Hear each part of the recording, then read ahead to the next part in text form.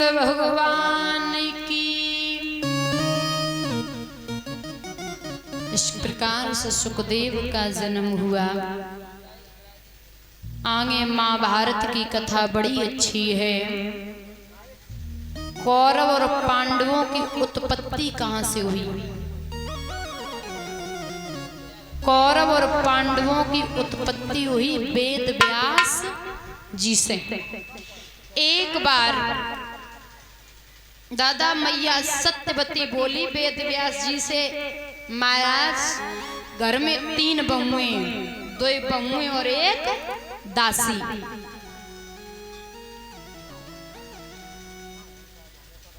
एक पे भी कोई बेटा नहीं है। बेटा हो जाता तो वेद व्यास जी बोले हैं कि जो तुम्हारे घर में 3 बहुएं हैं, 2 बहुएं और एक दासी, उनसे जाए कि कहो कि हमारे सामने से नंगन अवस्था में निकल जाएं तो पुत्र की प्राप्ति होवे। पहली बहू है दादा अंबा। अंबा नाम की बहू से जाए के कही मैया सत्यवती ने कि वेद व्यास जी का कहना है हमारे सामने से नंगन अवस्था में हो के निकल जाओ तो पुत्र की प्राप्ति होवे। बोले जे कैसे दादा है, शर्म नहीं आती। बहुमन तो कह रहे कि नंगन अवस्था में करो। तो उसने अपने आंखों से अंबा नाम की बहू है, उसने पट्टी बांध ली। पट्टी बांध के निकली। पुत्र तो हुआ लेकिन बचपन से अंधा। कौन थे? धृतराष्ट्र, जो बचपन से ही अंधे थे, क्योंकि उनकी माँ आंखों से पट्टी बांध के निकली थी। पुत्र तो हुआ लेकिन बचपन से अंधा। दूसरी बहू है अंबालिका। उसने अपने शरीर से पड़ुआ मिट्टी लगा ली। बोले कैसे दादा है, शर्म नहीं आती है। तो उनके हुए पांडव। इनकी एक दासी अब विधुर के निकली। कैसे दादा, कैसे दादा। तो उनके हुए विधुर जी महाराज। महाभारत में सबसे सर्वश्रेष्ठ थे तो चाचा विधुर, लेकिन उनकी कोई बात ही नहीं मानता था। बड़े सर्वश्रेष्ठ थे। याद रखना दादा, जो धृतराष्ट्र है ना, धृतराष्ट्र का विवाह हुआ गांधारी के साथ में। पांडु का विवाह हुआ कुंती माधुरी के साथ। धृतराष्ट्र के 100 बेटा थे और पांडु के 5। जो धृतराष्ट्र का बड़ा बेटा था दुर्योधन, छल कपट से हस्तिनापुर का राज्य चलाता था। पांडवों ने एक महल बनवाया था। उस महल में अगर जाओ, अंदर प्रवेश करो तो महल पता नहीं चलता था थल है कि जल है। ऐसा महल था, जल का थल और थल का जल। पता ही नहीं चलता था दादा किस ठोर पानी ठहरा, किस ठोर पानी ना है। तो दुर्योधन एक बार घूमने के लिए गया कि मैं देखूं जाके कि पांडवों का महल कैसा है। अंदर प्रवेश किया, पैर फिसला और जमीन पे गिर पड़ा। द्रौपदी सामने खड़ी थी, सो ताली मारी के घासी और जवाब दिया, हम तो जानते ही हैं कि अंधे के अंधे यो में जिन्हें दिखाई ना देते हुए। इतनी बात दुर्योधन ने सुनी।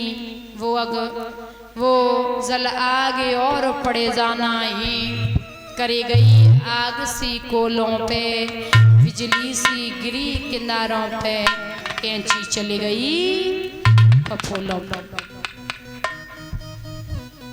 और कहा हे द्रौपदी, अगर हमने तो नंगिन करके अपनी जंगा पे न बैठाए पाओ तो हमारा नाम दुर्योधन नहीं है। कभी कल्पना करता है कि नार स्वभाव सत्य कब कहे, अवगुण 8 सदा और नारी कितनी भी सुशील हो, कितनी भी भोली भाली हो, फिर भी 8 अवगुण बताए जाते हैं नारियों में, विद्वान लिखते हैं। और कहना है कि नारी पे भरोसा करो लेकिन अत विश्वास नहीं करना चाहिए।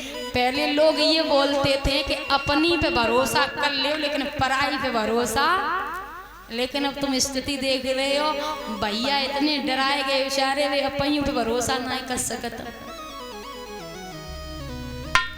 क्योंकि उन्हें अब अपनी पत्नी से उतना डर नहीं लगता जितना घर में एक ड्राम दिखाई दे जाए तो व्याकुल हो जाता।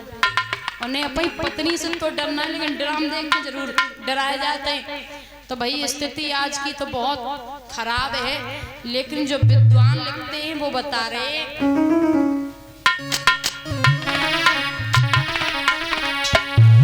क्या पर नारी विष की कटारी बिन तेगा गाइल कर जावे, पर नारी विष की कटारी।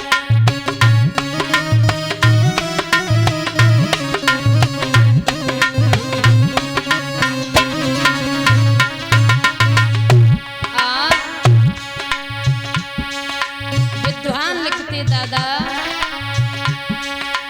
आजकल के नौजवान को पर नारी अति प्यारी,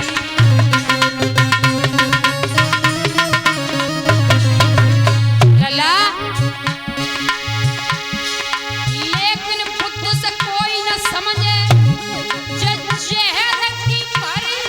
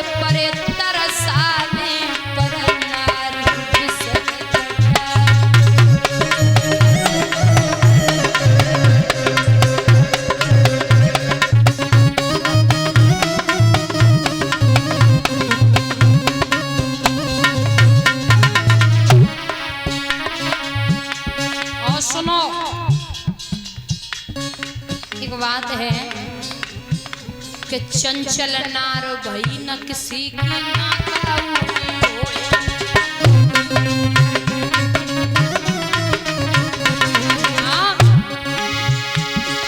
मस्त रहे फैसने अपनी में लला पकाऊ को घास नहीं डाले।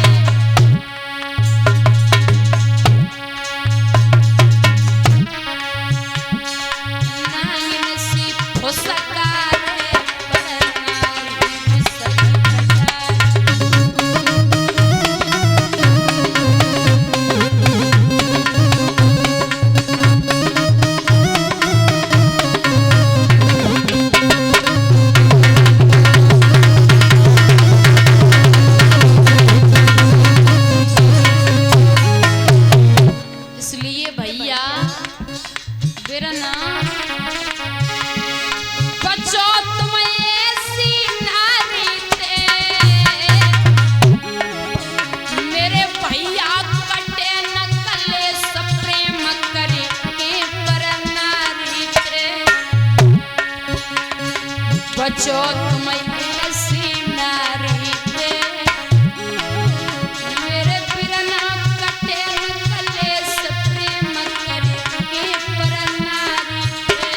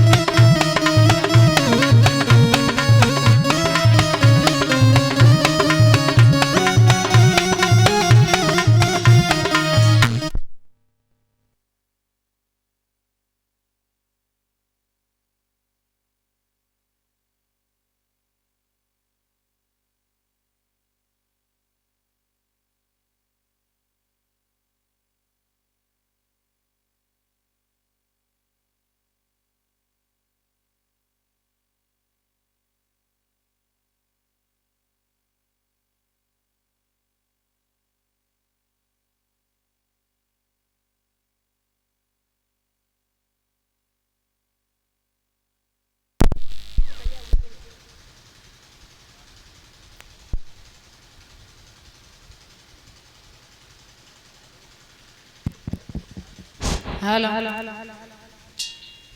जवाब दिया है दुर्योधन शकुनी के पास पहुंचो।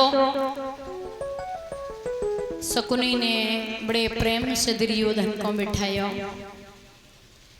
आइए भांजे बैठिए। क्या बात है? बोले द्रौपदी के महल में गया था, बड़ा अपमान कर डाला। चिंता मत करो, तुम 100 भाई हो, वो 5 हैं, छल बल करके हरा डालो। क्यों खाम खाम में परेशान हो रहे हो? वे 5 ही हैं, तुम सब तरह ज्यादा हो और हम तुम्हारी ओर ही हैं। सबसे पहले दादा दुर्योधन ने एक पत्र लिखा। जब पत्र लिखा है और उस पत्र में लिखा कि 500 पांडव हमारे यहाँ आए। महाराज हस्तिनापुर से पत्र पहुँचो